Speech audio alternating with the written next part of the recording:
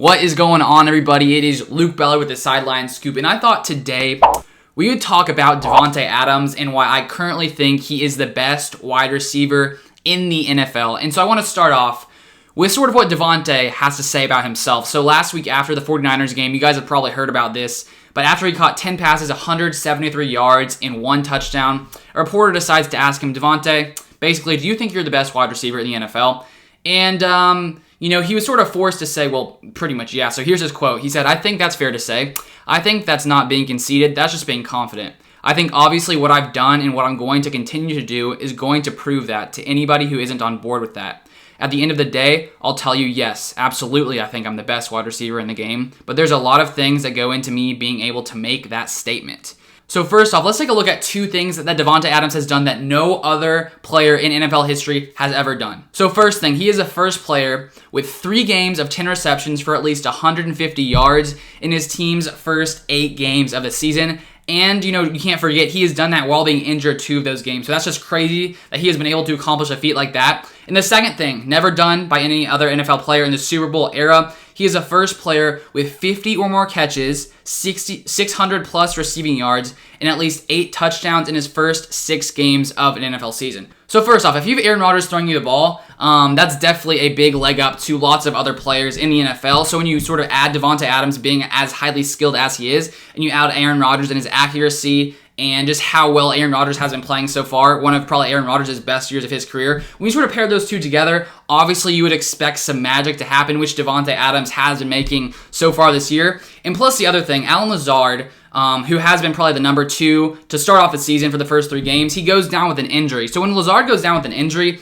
there's not many other guys that Aaron Rodgers can rely on because, of course, Marquez Valdes-Scantling has been very inconsistent at times, and some of these other receivers just haven't really broken through. And so Davante Adams has really been the guy that Aaron Rodgers has been focused on without, having many other great options as receivers with Allen Lazard being down. So those 2 things have really allowed Davante Adams to just have monster games so far this season.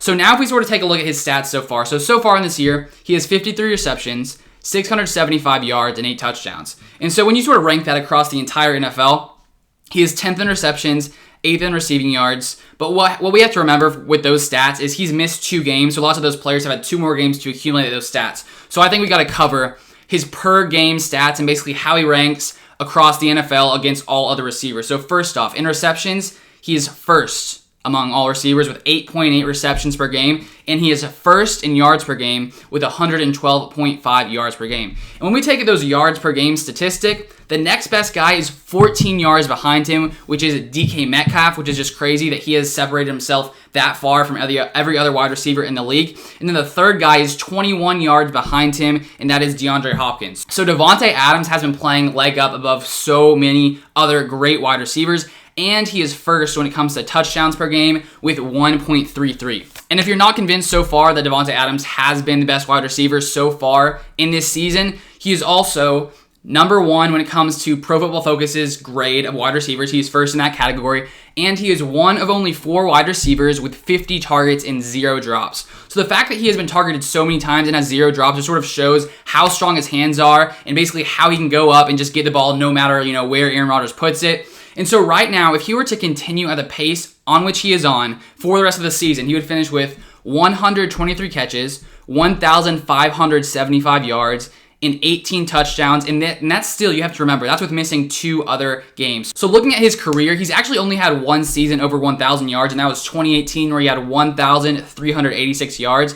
But he actually has had 2 seasons of 997 yards. And honestly, seeing that, it's like, why didn't they just let him go out on one more pass? It's the last game of the season. It's like Davante's at 997 yards, and it happens twice. Why can't you just give Davante 3 more yards? Like a nice little, slant, like a nice little dink. I don't know, just something to get him over 1,000 yards. I don't know why you wouldn't do that, but still, he's been close to 1,000 yards a couple of times. So as you can see, the pace on which he is on, he will likely shatter all of the records that he himself has set.